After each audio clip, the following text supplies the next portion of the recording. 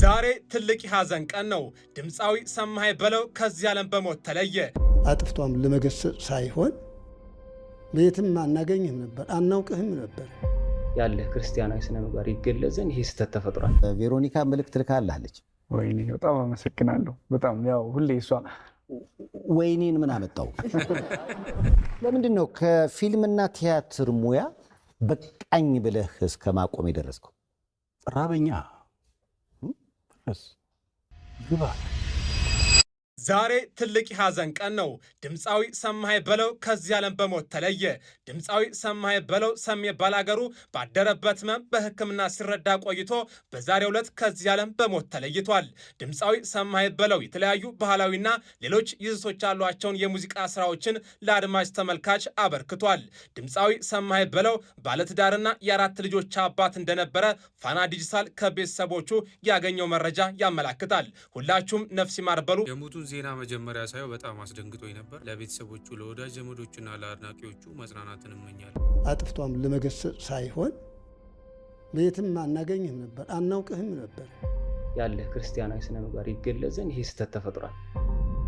ዋልድባ ቀላል ቦታ አይደለም። አልተወቀስክም፣ የምትወቀስም ልጅ አልነበርክም። ክፋት አይደለም አባቶች በምትለው አንጀታችን ሰበረ። ታሪኩን ለማጥራት በሚል ነው ሀሳባችን በሚዲያ ያሰራጭ ነው። አትጎልም፣ አትፈስም፣ አታር በመንፈስ በመቅናት ነው፣ እናቶችን ለመርዳት ነው።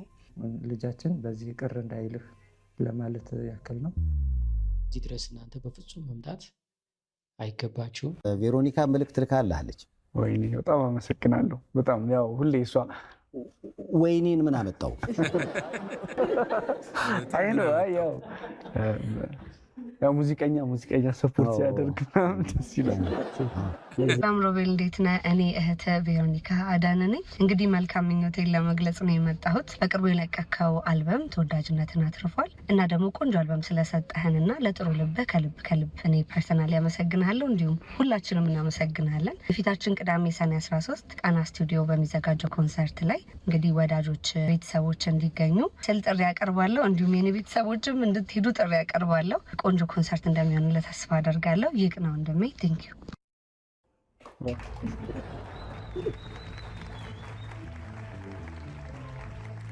ያውና መውጫው ላይ ወንድሜን ያለችው ለዚህ ወይኔ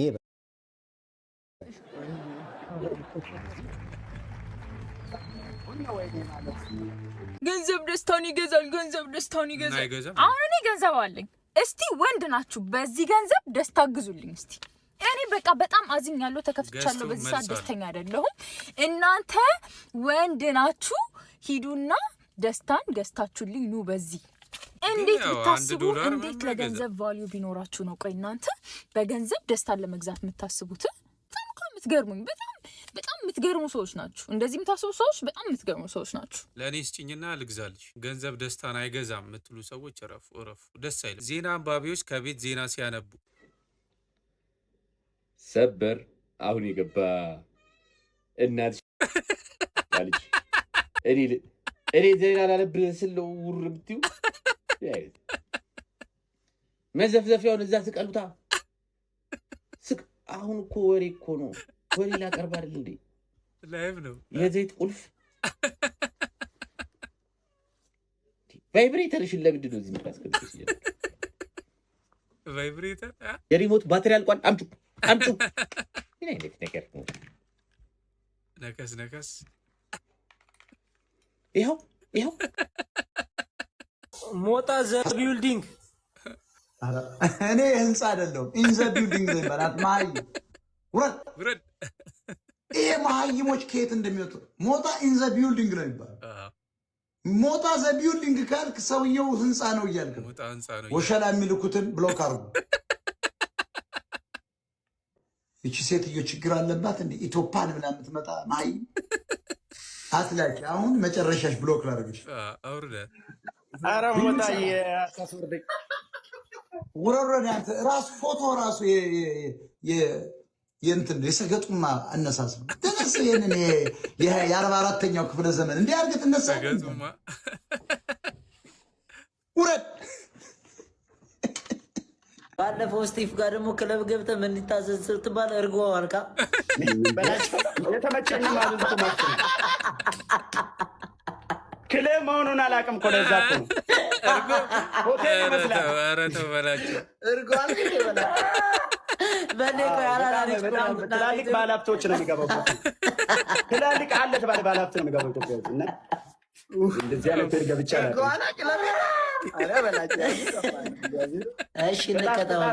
እንቀጣና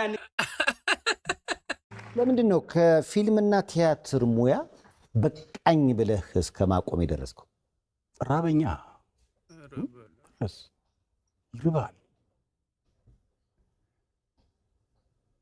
ይርባል ችግር ነው ማለት ነው። ሲራ እንትን አይልም። አንተ እንደምትኖረው እንደምታውቀው ነው አንተ የምትኖረውና እዚህ ጋር የሚከፈለው የኛ ስራ አንድ ጊዜ የሆነ ሰዓት ላይ ይመጣና ከዛ የሆነ ወራቶች ይጠፋል።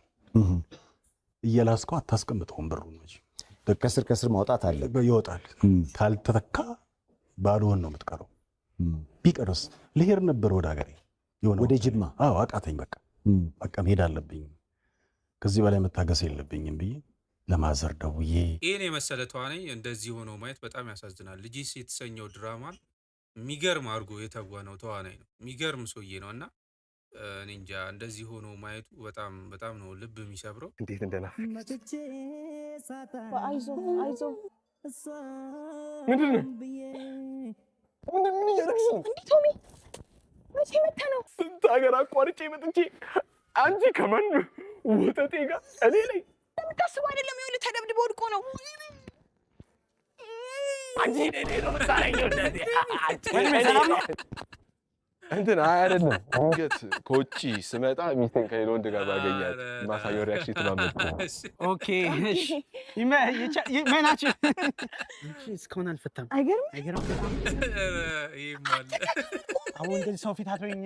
ከታርገው እስኪ አንተ የማያልፍ ነገር የለም። አለፈ። ሽሮ ስለ ሽሮ ታውቃለህ? አውቃለሁ። የግድግዳ ቀለም አይደለም። ግድግዳ ቀለም አይደለም ሽሮ። ጣሊያኖች እንትን የሰሩበት ድልድይ ምናምን የሰሩበት ነው። አዎ ሲል እኮ ሰምቻለሁ እኮ። እና ምን እሸት ባባ እስኪ ወረድ አድርጊ ውስጥ ጎማውን ጸዳ እናድርገው። ኧረ የራሳችን መኪና ነው። በእናትህ ግባ። የእኛ ነው እንዴ? አመል አይነት አመል አይለቅም የሚባለው ለእንደዚህ አይነቱ ፒኦቪ በስልክ ምክንያት ጎብጦ የቀረው አንድ ጓደኛችን ስማ ዛሬ ጎረቤት ቡና ተጠርቻለሁ። እንዲህ ደርሰሽ ነህ? የኔም ዕጣ ፋንታ እንደዚህ ነው የሚሆነው። በጣም ነው የሚያስፈራኝ እንደዚህ አይነት ነገር። ባንቺ የተነሳ መኖርም አልቻልኩም፣ ባንቺ የተነሳ መኖርም አልቻልኩም። ሱሜት ትቼሻለሁ። አሰላም አለይኩም። አይ ሌላ ሌላው ሸጉ ሌላ ሌላው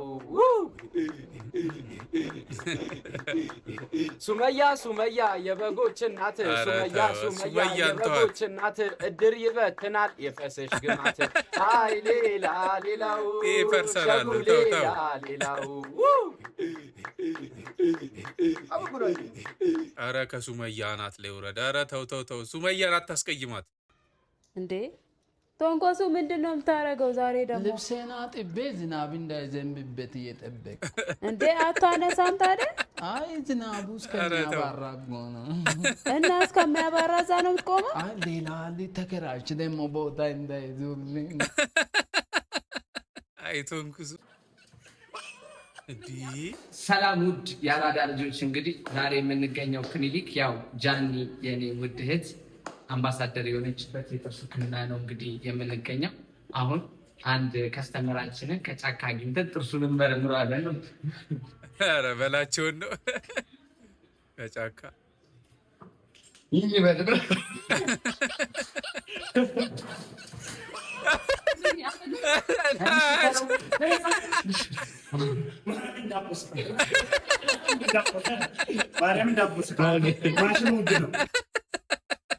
ወደ 10 ዓመት ሆነው አሁን የሚሰራውን ሲሰራ 10 ዓመት ላይ ዩቱብ ላይ እንዲህ አይነት ነገር እየሰራ አነባበብ ካላወቅ፣ አረፍተ ነገር አጻጻፍ ካላወቅ እስኪ ላይ ዘልቅ ነው ማለት ነው። በቃ የመማር ተስፋ የለውም ነው። ምክንያቱም እርሶ እንደሰጠው አላውቅም። የሆነ ጊዜ ምናምን የሚል ዜማ አለ፣ በጣም አስጠሊታ ዜማ። በዛ ይሄን ሁሉ ጊዜ አንብቦ ሊገራው ባልቻለ ዜማ ያላዝናል እና ምን ይላል ያላዝናል። እንግዲህ ይህን ሁሉ ጊዜ ተጽፎልህ ይህን ሁሉ ነገር አንብበህ አረፍተ ነገር በቅጥ መጻፍ ካልቻልክ በቃ አንተ ወደ ባህር ከተጣለ በኋላ ከ200 ዓመት በኋላ ዋና እንደማይችለው ድንጋይ ነህ ማለት ነው። እንዴት አረፍተ ነገር አጻጻፋትም ማለት እና ለዚህ ነው ልዩ ችሎታ የሚጠይቅ ድንቁር አሁን የገባ ታዋቂው ባለሀብት ቲክቶከሯ ላይ ክስ የመሰረተ መረጃው በቃ አጥቦ ነው ያሰጠው። ዝም ብሎ ስለ ሴት ልጅ መብት የሚከራከር ወንድ ካገኘ ላጤ ነው ማለት ነው። ማለት እናት ናት፣ እህት ናት። ሚስቱን አላየሃትም? ማሻችን እናት መስላውን የገባው ከገባ በኋላ ነው እሳቱ የሚጀምረው። በርተ ሰላም ብሎ ዝም ማለት ነው። ዝም አይነቅ ዝም ይባላል። ዝም